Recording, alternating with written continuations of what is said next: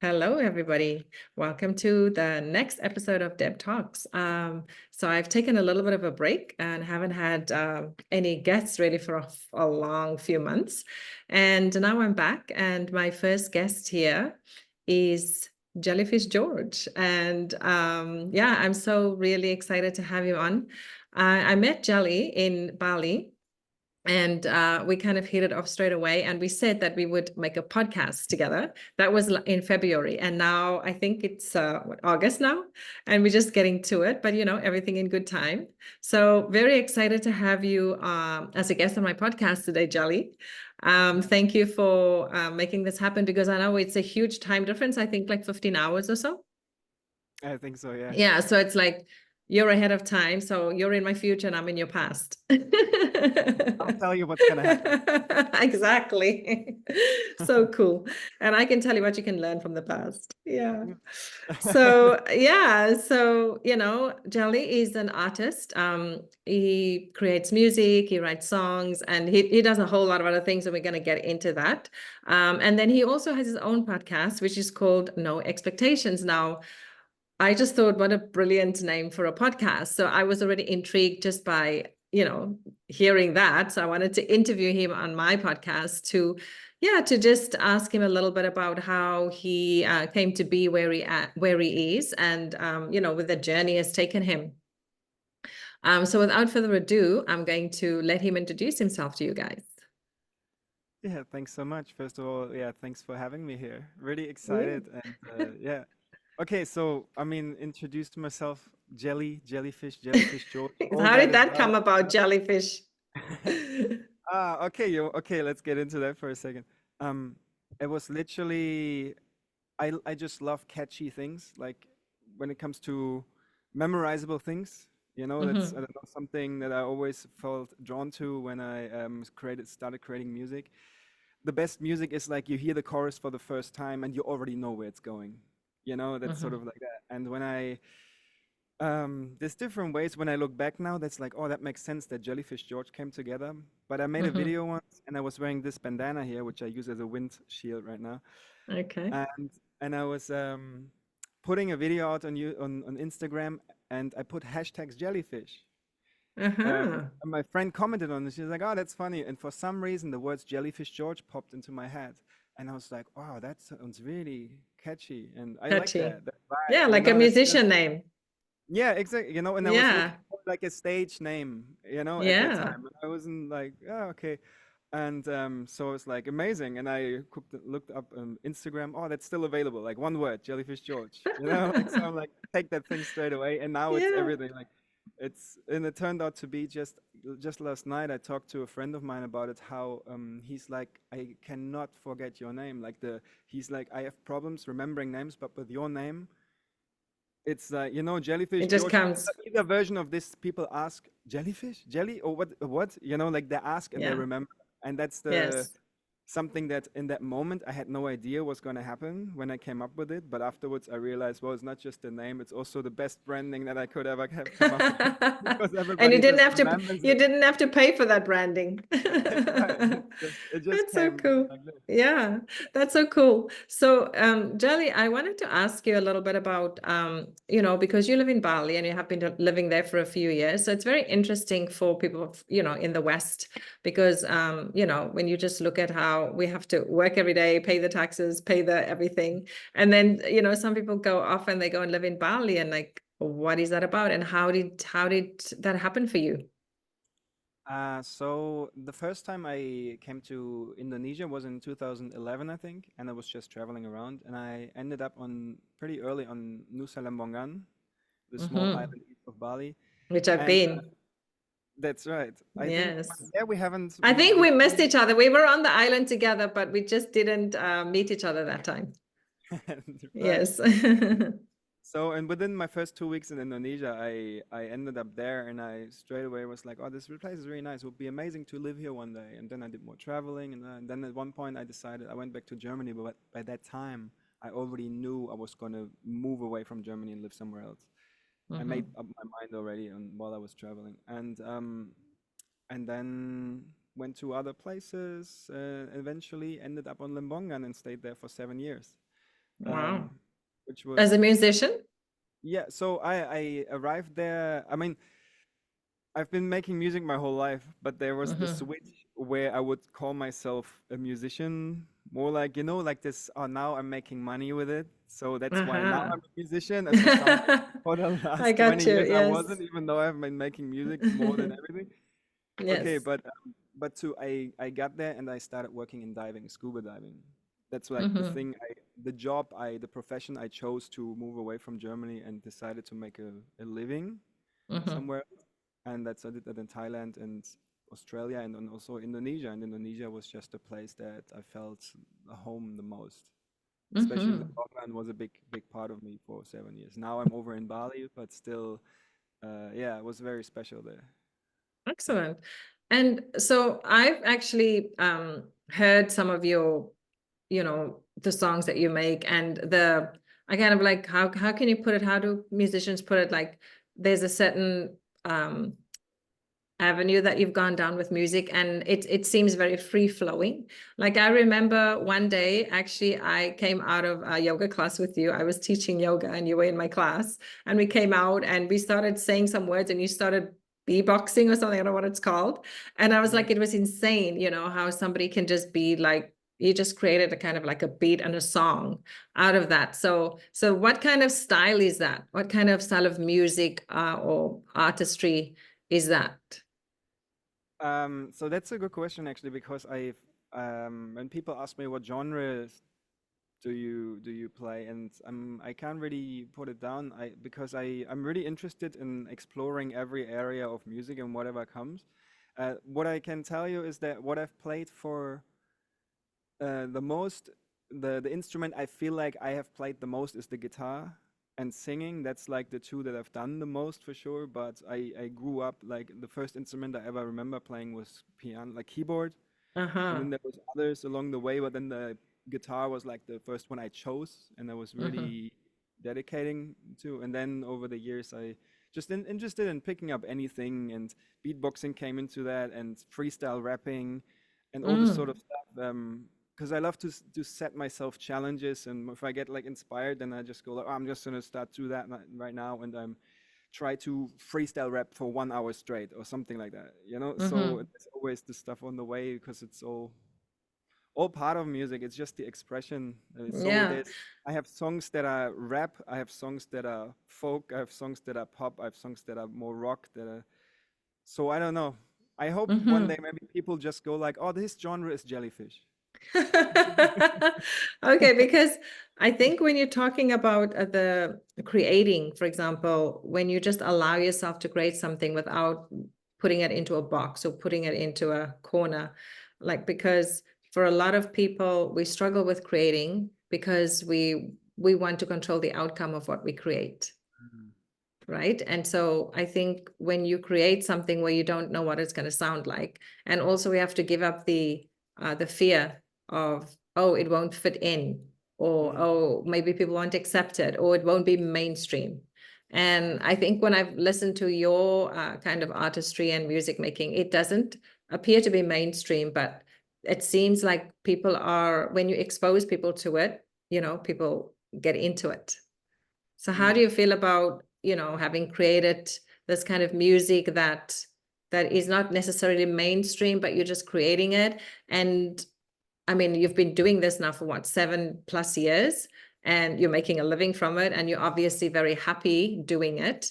Um, but how does that, like, not creating this music that can be mainstream, which sometimes can give us this, oh, that's going to give me going to create a living for me. But when I go with my own freestyle, that's I kind of out of the box. Like, is there a fear about, will I be able to support myself? Will I be able to make it if I follow my heart in a way to create this kind of music? How would you say that part of the journey was for you? So okay, let me start where I am now, and then I rewind it, like I move back. Okay.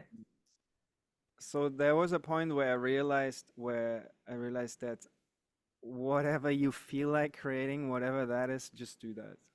Like, Mm. like that's the most important thing. because there's only one person in this world that can express themselves the way you do. And that's Mm-hmm. where your charm is. That's where all that value lies, because nobody sees the world the way you do, and nobody expresses it that way. And I like to use music, but people do anything, like the Mm-hmm. way we speak, the way we move, the way we do Teach anything. yoga. Yeah, Yeah. exactly. Yeah. There's a certain flow to it, and that's the uniqueness is the most interesting part, because that tells us your story, but at the same time, it's relatable, because there is relevance to that you can apply to yourself, that you see yourself in. Because if I just talk about how I'm the greatest rapper, and that's fun to do as well, but I also want to talk about how I struggle through certain things, or how certain things, emotions come up, and it's a form of therapy in that way Uh-huh. that's And it's happening very now. real. It's very real, and I found for myself, and that's when I started playing the guitar when I was 14. So Mm-hmm. that's like, now I'm 38 almost. Mm-hmm. So, and singing came shortly after, and I was always drawn straight away to writing my own songs, and I don't know why. I was just like, I always had this really big sense of, I want to express what I'm feeling. Mm-hmm. And and that was the place. For a long time I was also making music and not putting it out really. I was just making it for myself and occasionally playing in front of people. And Mm-hmm. because there, primarily, I always feel like we make it for ourselves, because it's just the joy of creating that. And then the real value that is like the cherry on top is like, if we give it and share it to somebody, then it's out of our Mm-hmm. hands. Then it's like, whatever you do with it, you like it, you don't like it, whatever Huh. perspective you have on it now, that's up to you. That's not up to me anymore. But if I get feedback of people saying, hey, that inspires me, or they take something away from it, of course that's really nice, because then it has relevance to more than just me. Mm-hmm. That's a really excellent way of looking at it, because like I said, when I asked you this question about, creating mainstream kind of music and then creating the music that you're creating, that's different. And that you're just following yourself into what you want to create. So there's this feeling of, oh, if I stay true to myself, then that's the only thing that's really important. And then when I share this with others, what they get out of it is actually about them, not so much about you. And to have that kind of confidence when we are creating is it's kind of rare, because I think many people, even artists, we want to create such that we want people to like it. And so perhaps in doing that, we are thwarting our creativity. Like I remember when I was young, growing up with artists, and then they'll make this great one song, or maybe a whole, in those years, it was LPs. Right. They'll create this huge album, and then, they become famous, and then they put out something very fast, because apparently now they're famous and everybody's expecting it from them. They also, it's like, get on the bandwagon of it. But then it's just not good, Mm. because something changed, because now we're creating from a place of, there's an expectation, there's the way, how people going to perceive it, or will it be as successful as the one before? Mm. And I think that we do that with our everyday lives as well. So, instead of just being who we are, we try to control that so that we have a certain outcome. I think so. Yeah, that's something that. Why do you think that is? Well, I think it has to do with fear, because we Yeah. want to be loved and accepted, and we're afraid of failure.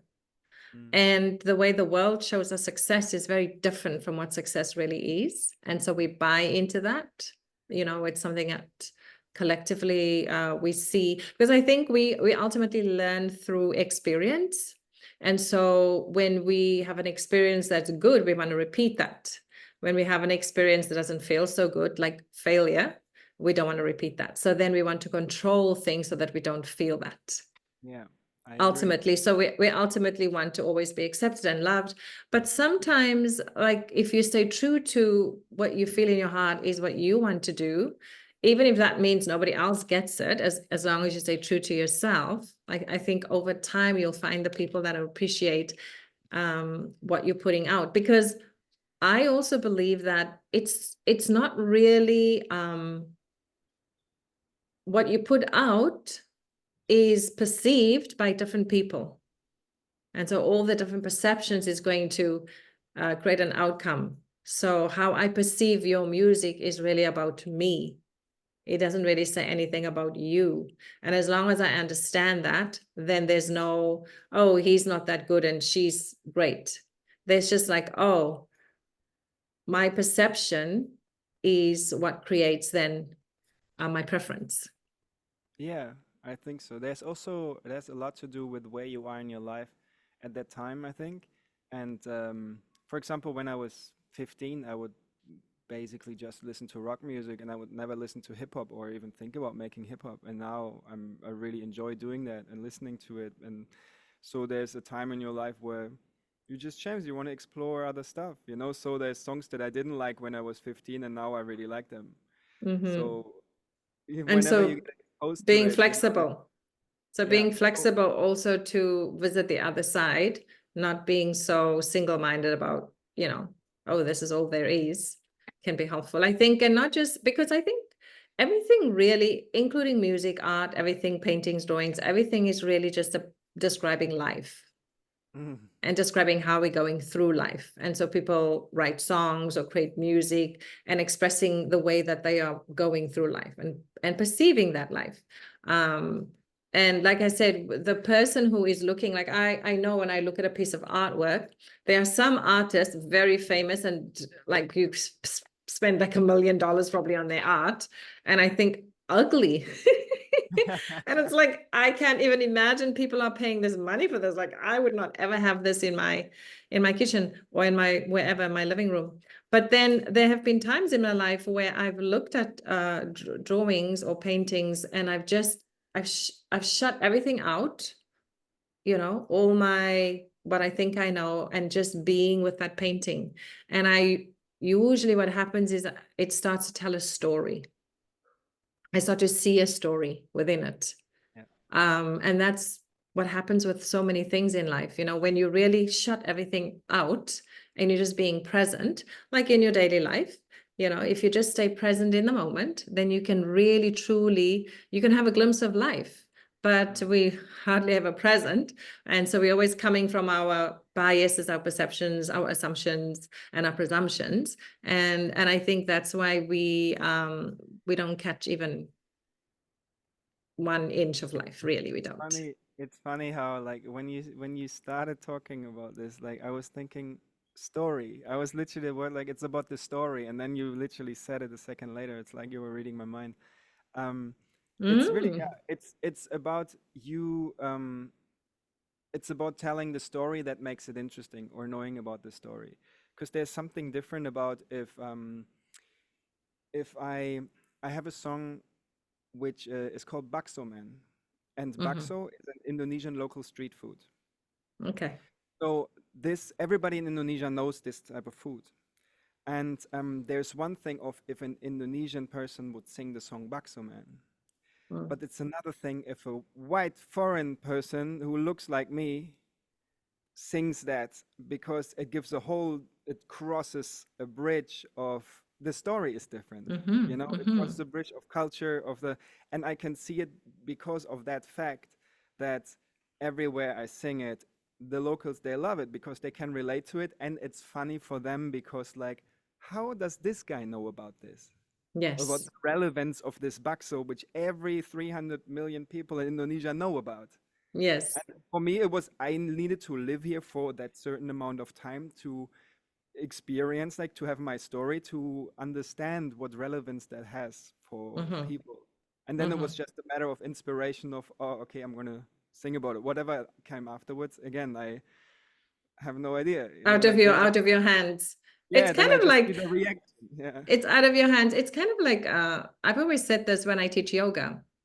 So when people come into the yoga class, there could be 20 or 30 or even 50 people. And I'm going to teach that same yoga class. And all those 20, 30, 40, 50 people, they're all going to have different experiences. And it would all have nothing to do with me. Right. Right. Yeah, Because exactly. because the postures and everything is about how they how they are getting into it, how they're getting out of it, what's going on in their head. you know, what they did yesterday. And it's like a whole hodgepodge of stuff that's going on in the room. And each and every person is going to have the interpretation of that class, and none of it will have anything to do with me. So I think a little bit, perhaps that's what it is for an artist. Like, you make your music, like just like me, like I'm an artist as a yoga teacher. So I go in and I teach the class with my passion, with what I bring, and that's what I bring.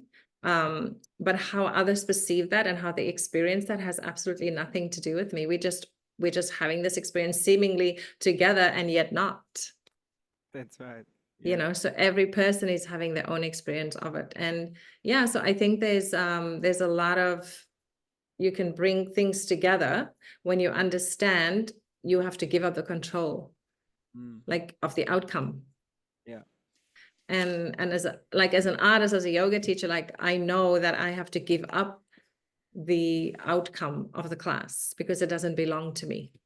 Yeah. Do you feel like that as an artist when you put out a song? Or Yeah, there's this thing of when I create it, and I'm like, I enjoy the moment of it and like the crafting of it and all this sort of stuff. That's like for me. And then I coming to expectations, right? Then I'm like, oh, I think this will be, there's certain songs where I think this will be very well received, or in this yes, environment, or that I picture it like performing it maybe.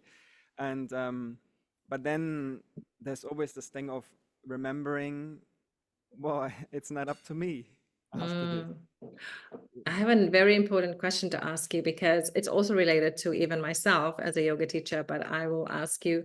So if you make a song that is not well received, perhaps maybe not now, but maybe earlier in your career, did you feel like you get down when things are not received well, or you get high when things are received well? Because sometimes we make the mistake of putting our self-worth into what we produce. Have you ever Mm. done that? There was probably moments where I was like, ah, they felt like that could have Yes. received a better thing or something. But also that was part of the journey where now I'm really like, with all my love, I don't care. Yes. Yeah. You know? Because you're So creating something and you're saying, I'm giving up the outcome of that. yeah, yeah, like everybody hears through their own ears. You know, so Mm, like whatever I say, I know why I wrote it. I know my intention behind it. And yes. whatever you hear now is just, if you say, oh, he wrote it for that, and that's just your assumption. Your That interpretation. you know, like you can have a voice, but it doesn't have to reflect what I meant by that. You know, that's your voice. That's Correct. cool, and everybody can have that Yes. and enjoy having Yes. that. Yeah, but And I for me, think, it doesn't bother me anymore. Like because yeah, like the more, that's also part of then the follow-up the expression, creation. the authentic Yes. expression in it. That's what gives it really value. The unique thing we talked about at the beginning Yes. was that's what the power is. And if I would go let myself be affected by that in a way, or I don't write this type of song anymore because it was received like that, no, then Mhm. I'm letting the outside world control me, and Yes, I exactly. need And there's a to. certain freedom when you come to that place. But I think it also needs the process. Like, you have to almost go through it.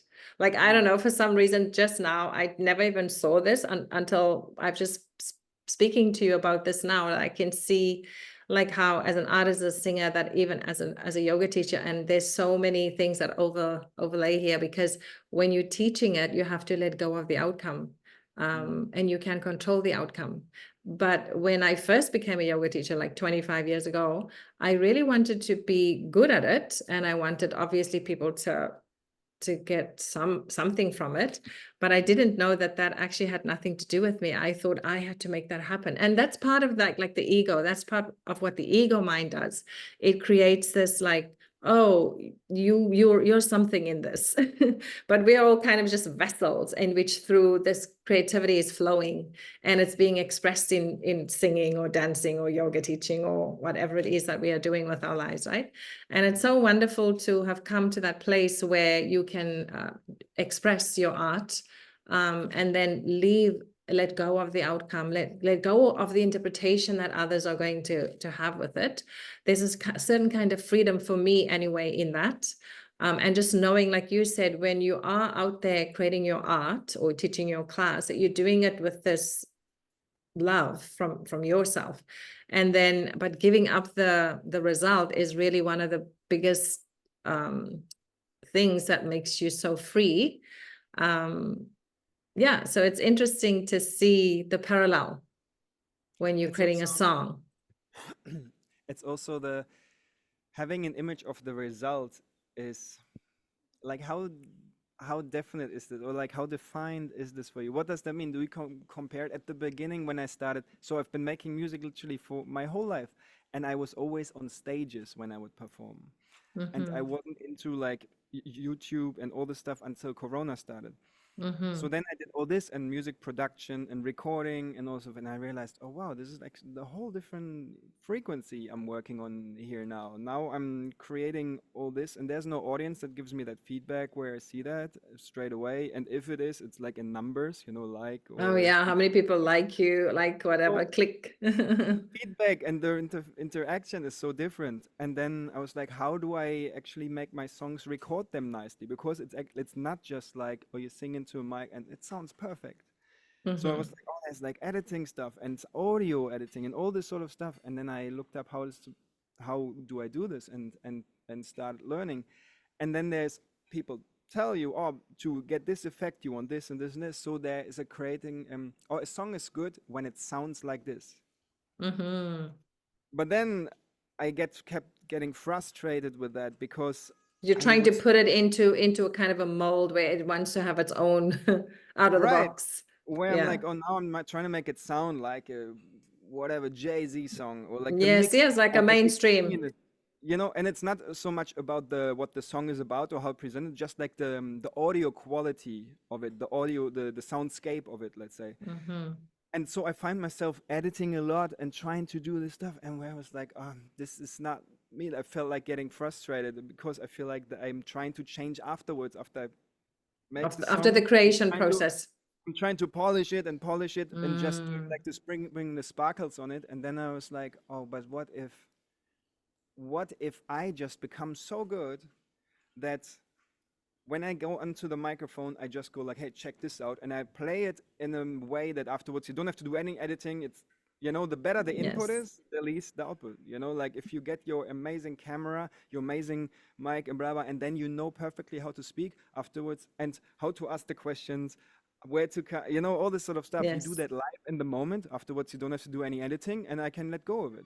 And this Mm-hmm. would be, there was like, oh, I want to approach the online world the way Mm-hmm. I approach the real life world The real where I'm just stage. it's a real stage world because on stage I don't do any editing. I just that's it. If I make a Yeah, you put it out mistake, and like that's it. Yeah. if I play a chord or note that I didn't want to, or either way I forget the Uh-huh. lyrics. I happened so Yes. last night I forgot half of the lyrics of my first verse. Then I just I freestyle something around it. Most people don't even notice. I know. It's like even when you're teaching the yoga posture and you're like, all of a sudden you forget the dialogue, but you just carry on because most people don't know the dialogue Exactly. anyway. Move on. It's Yeah, it's yeah. eventually it's about the energy that you deliver that people feel. Mm, Yeah.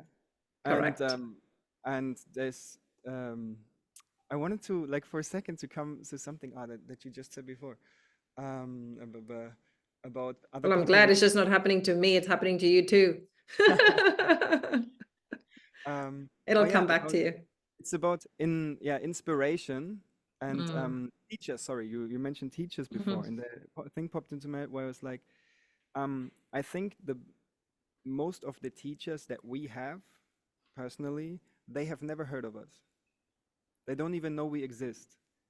Um, Wow. so, and because I realized that I have people that inspired me really playing the guitar or singing or stuff, which I know from that realm. I've seen clips, I've seen concerts, I've seen this, or I've seen them talk on a podcast or something, and I find that really inspiring. But they don't even know I exist. Wow. And I was like, oh wow, that's so. Maybe I'm that person for somebody out there. 100%. And because they just do what they do, Hmm. you They know, just being them. you never know who you're gonna reach because not everybody will be able to give you that direct feedback. you know? Yeah, that's so So great to hear that, because sometimes, there's a lot of people out there who is trying to do something, and sometimes they lose, you know, their inspiration because they're not getting that feedback. But it's great to hear when you say, yeah, sometimes you inspire people and you don't even know. Like, actually, when people have said to me from time to time that I inspired them in this, I'm always like shocked. Honestly, really. I, Even today, two people actually said things to me that I was like, okay. Actually, today, two people told me about when I taught a class and they took my class and how they were inspired and blah, blah, blah. And I was like, oh, I couldn't even remember that. Um, so exactly true what you're saying about when we are just being who we are and doing what we're doing, we have no idea. Honestly, like this was about maybe 7 years ago when I taught this particular class. And yeah, two people told me that, yeah, you taught that class. Or sometimes even in my hometown where I live, I'll walk outside and people will stop me in the street. Like from 10 years ago, they took my class. And like, I still remember what you said. And so, amazing. yeah, it's a cool thing to know that just being who you are, um, inspires and helps other people. So it's just to keep going. Because sometimes we get a little bit despondent when we don't get certain results that we're looking for, right? It's also And on that note, I'd like to ask about, so what does it mean to be successful to you as a musician? I think my way of success that I found for myself is the more I feel like I express myself authentically in music or outside of music, just in life, the more successful I feel. Yeah. And did you before this stage of your life, um, did you feel like you were not successful when you couldn't create what you wanted to create, or when you measured something that you created? Like, what would be the difference between, obviously, because not all of us come to this place where we feel I'm successful because I can express myself authentically, Mm. because not all of us, can get there yet. So how would you say, what was the difference? Um, so there was a big point in my life two, around 2 years ago What where shaped that? Yes. yeah, Yeah. there was a very big point in my life. So um, I I got married and I was only Mhm. married for 1 year. And the way it ended was like we had a conversation and we went into the marriage saying to each other, no expectations. There was a Mhm. we were literally like, okay, we found each other, we want to be with each other and we felt love for each other and everything that you would imagine of people that why they would get married for. Mhm. Um, and then it was like very intense. It was like two suns colliding, like, and it was after just about a year we separated, and I'd said, if you ever change your mind, just let me know. And she let me know. But for me, it was like I remember a distinct moment where she said that, and as I can only describe it as like the closest I could imagine is like an outer body experience, Mhm. where I literally felt like a part of me, and I have a visual of this still, leaning out of my body, almost like if you imagine myself being a ghost that like, like Get out, yes. I lean out, and then I was like, ooh, felt myself being pulled into my body, and I was like, oh wow, that's the moment and then I just said like, okay, because that was the promise I gave, Mhm. like Yes. no expectation, like this, Mhm. that's what it is. And afterwards I went into, okay, so I went through all these cycles of being together with people throughout my life and love relationships and partnerships and all stuff. And I was like, but every time I tried it in a little different way. Mhm. But still it hasn't last like where I was like, okay, this is it. And I thought in Mhm. this one, oh, this is it. This could be it, yeah. This was it, because I really I learned a lot about commitment, because I was like, oh, now I don't have to worry about other women anymore because now I committed to one. Mm-hmm. That's so easy. Now I'm free. Like, you know, like I'm committed to that. I don't have to worry about that anymore. I'm not Mm. chasing anymore. Yes. You know, I'm not looking anymore. So therefore I can focus on these other things and explore otherwise.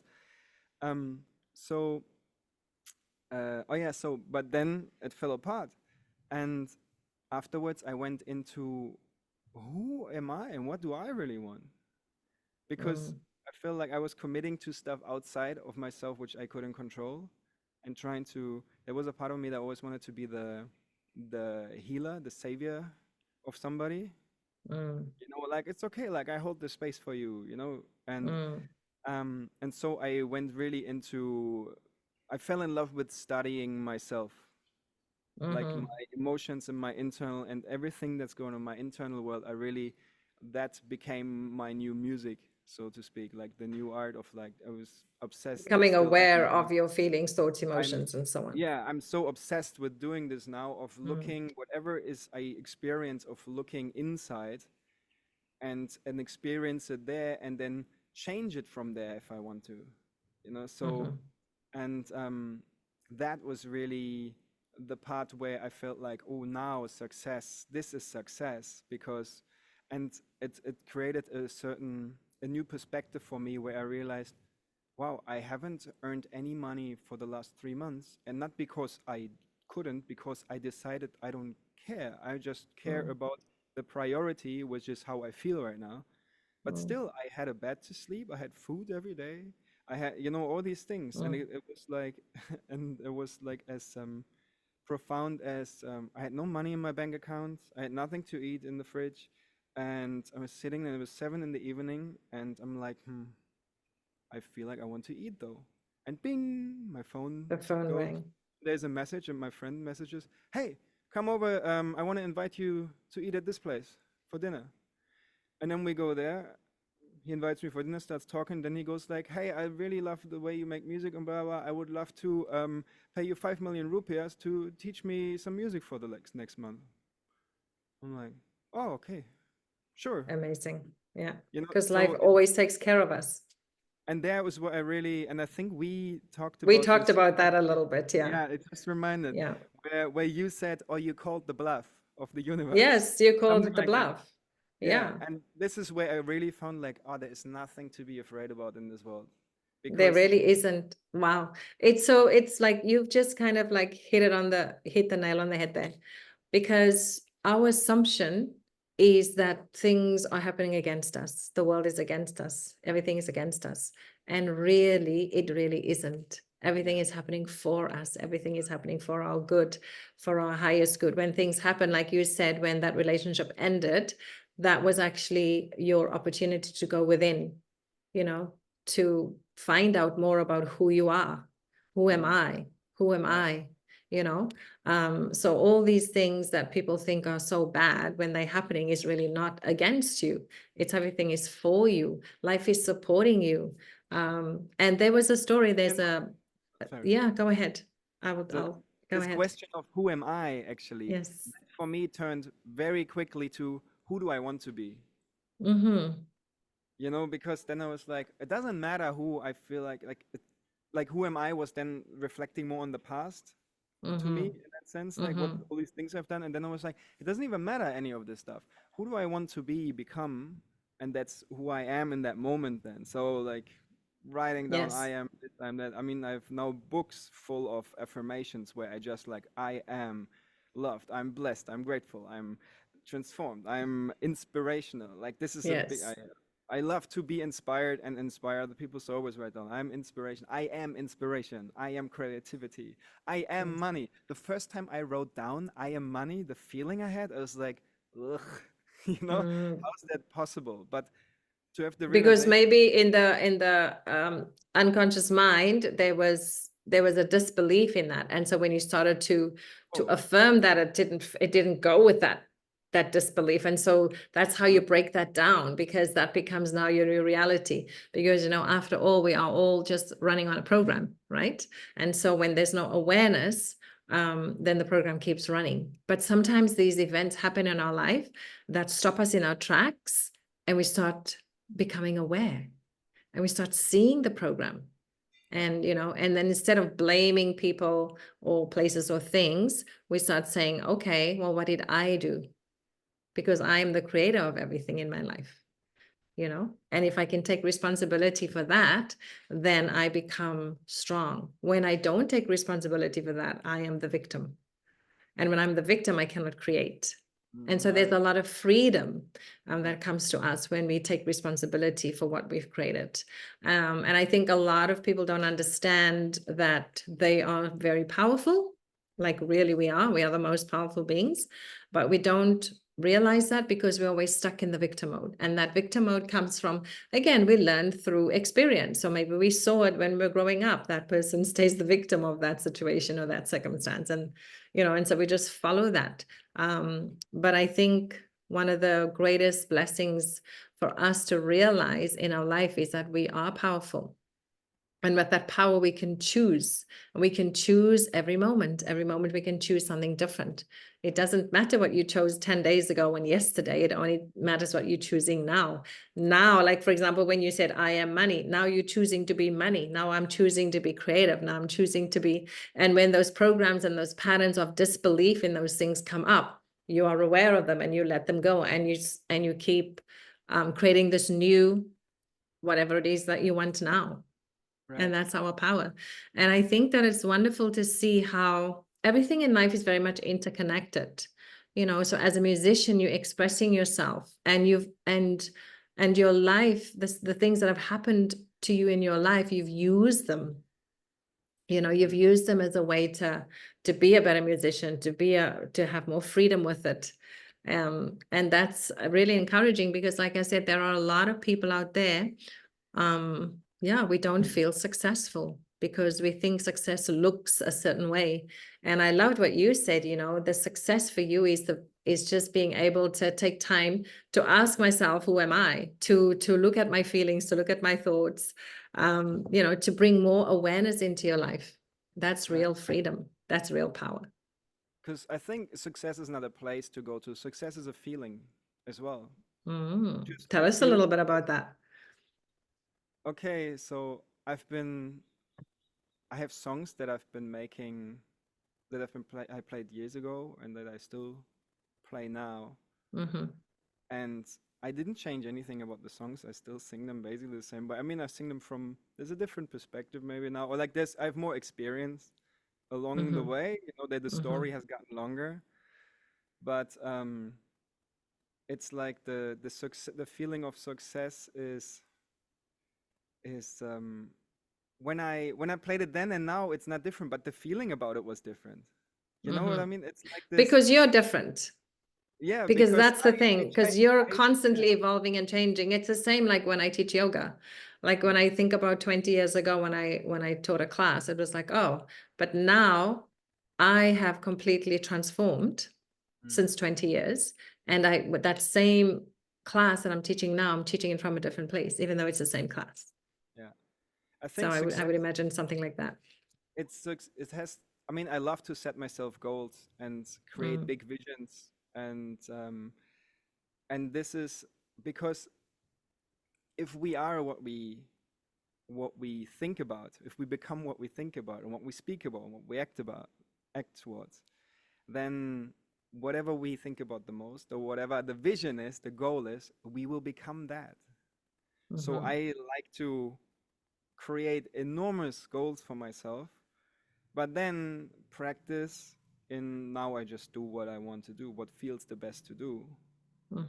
Because the how is not relevant. Not up to you. How, Yeah. I mean, the how is the how comes from okay, what feels the best right now to do, and that will be the how. The how is the magic between Yeah. here and fulfilling that goal. And there's a really nice quote. I don't know who said it, but it's along the way of you already you already achieved things you said would make you happy. Ah. So we've all been like there was a dream one time. My biggest dream was I just want to play in front of people, and then you get this dream fulfilled, and then the next time you play and you think like, oh, there's less people than last time, So that doesn't Mm. feel so successful. But wait a minute, I already fulfilled my dream there. So now the problem is not that that you fulfilled your dream again, actually.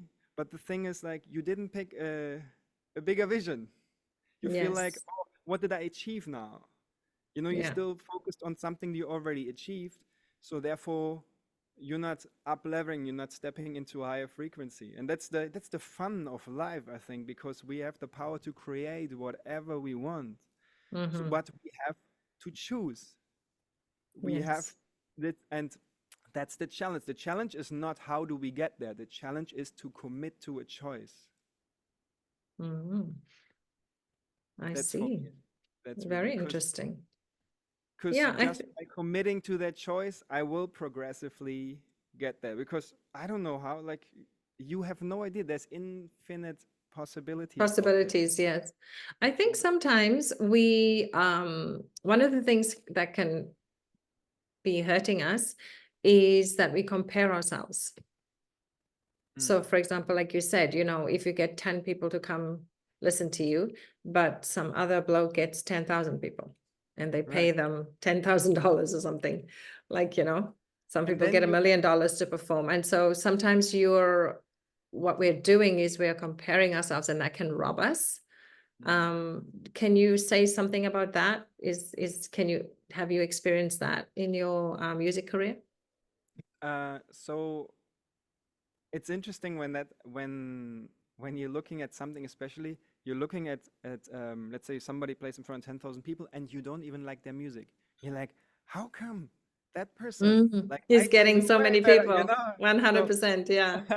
but that's the thing, you're not on that frequency maybe of like, okay, enjoying that moment. That's okay. But there's Mm. for example, I there's inspiration in everything. Rather than it's okay to compare or like to look at something with like, oh, I don't experience Aspire.